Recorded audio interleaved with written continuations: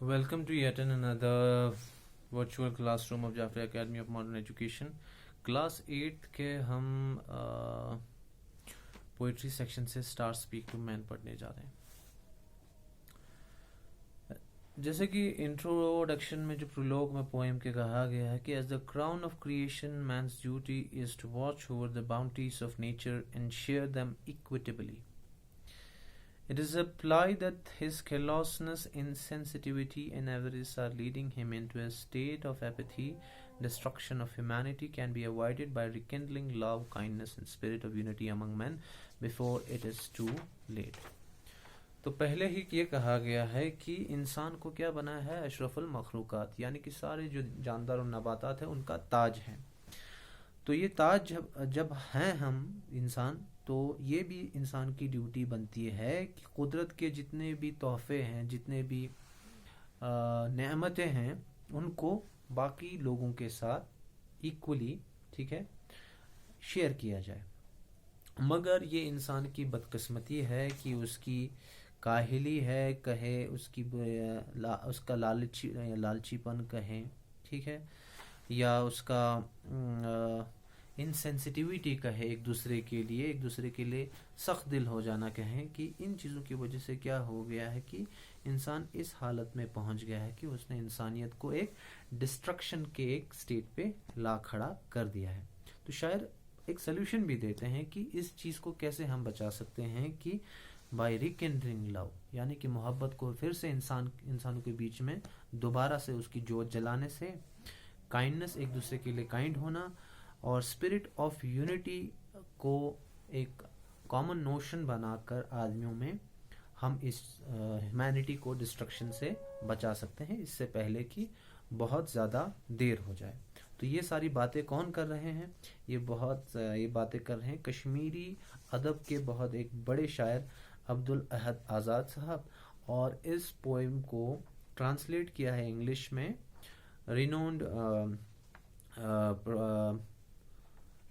Professor جناب جی are ملک صاحب نے. So you were the light of reason, but you choose to be fire, O man. You put humanity to disgrace. How a callous of you, O man. Nature had fashioned you to apportion love and affection, but you took to buying and selling religion and faith instead. Nature had thrown upon all its treasures to you. You had to share them equitably, but you sat serpent-like on them. One world, one mankind, as close to one another as the nail to the flesh. Who then ignited the fire of division and duality in your mind? You posed to be the pillar of a religion. You posed to be the pillar of religion and dharma without caring the least for either. Seeing your shameful deeds, humanity has fallen into lament. Should mankind ever own and profess a religion and faith which perverts the essential unity of man into division and disorder? To mischief and disruption you have given the name of religion and patriotism, to which you call awakening is a stupefying hangover. Your own misdeeds have deluded you, and you crumble against fate. Still perceiving the hackneyed ways, how can you ferry across? Your heart restlessly vibrating, your vision clouded by fantasies. All this is a fanciful dream. Now wake up, O man, wake up. Friends and mates who shared your woe like parts of your own heart, how could you tear their hearts to pieces, you bloodthirsty man? In your own garden you cut the roots while watering twigs and leaves. Your own home you ransack and ravage and tear apart.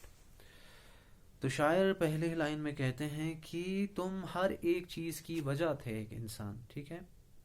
You were the light of reason، یعنی کہ تمہارے وجہ سے ساری چیزوں کو خلق کیا گیا ہے، بٹ ٹھیک ہے، تمہیں اس طرح سے خلق کیا گیا تھا کہ تم دنیا کو روشنی پیدا کرو، لائٹ، بٹ تم نے یہ چوز کیا کہ تم آگ بنو، تم کاز آف ڈسٹرکشن بنو.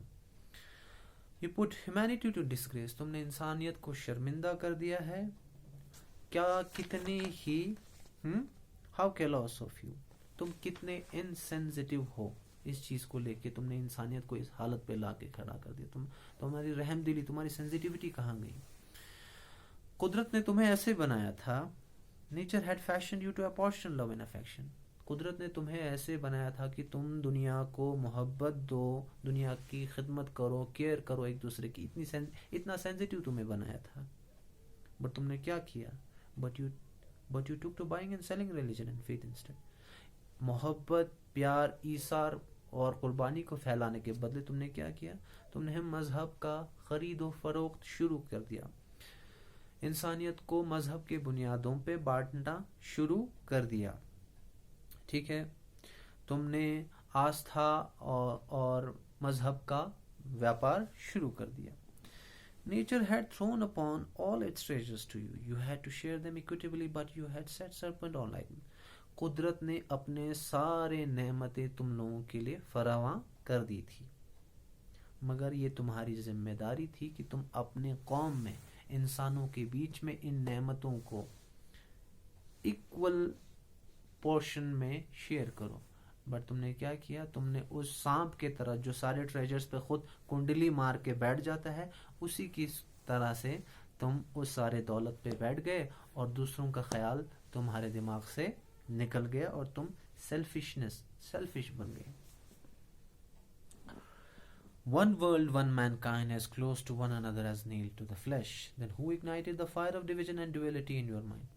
ایک دنیا، ایک انسانیت، تم اتنے ایک دوسرے سے قریب ہو جس طرح سے ایک ناخون گوشت سے قریب ہوتا ہے. یعنی کہ انسانوں کے بیچ کا جو جڑاؤ ہے، بانڈ ہے، اس کو ایسے ایکسپلین کر رہے ہیں جس طرح سے ناخون گوشت کے ساتھ جڑا ہوا ہے، اتنے تم لوگ ایک دوسرے سے کلوز ہو.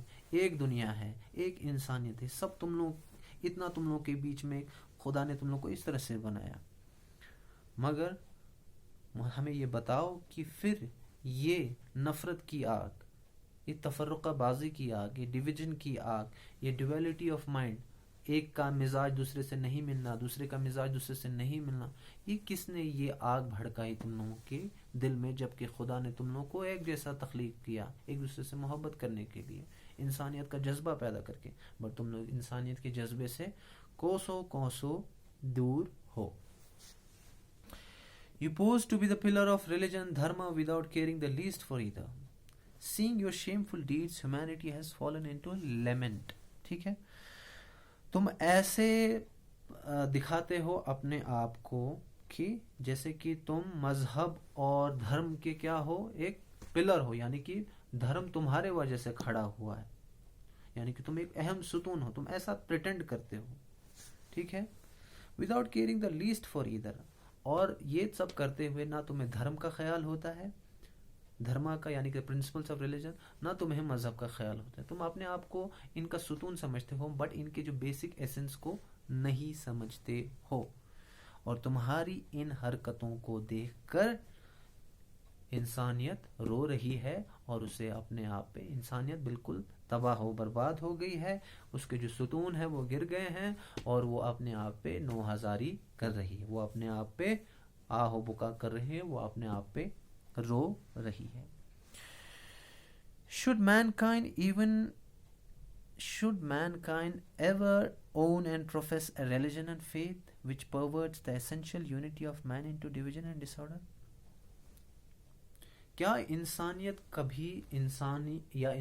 کبھی ایسے مذہب یا کبھی ایسے فیتھ کو اپنانا چاہیے، اس کو ایسے اپنانا، پروفیس کرنا چاہیے جو انسان کو خود انسان سے دور کرے، ایک دوسرے میں تفرقہ بازی کرے اور ایک دوسرے میں فساد پھیلائے؟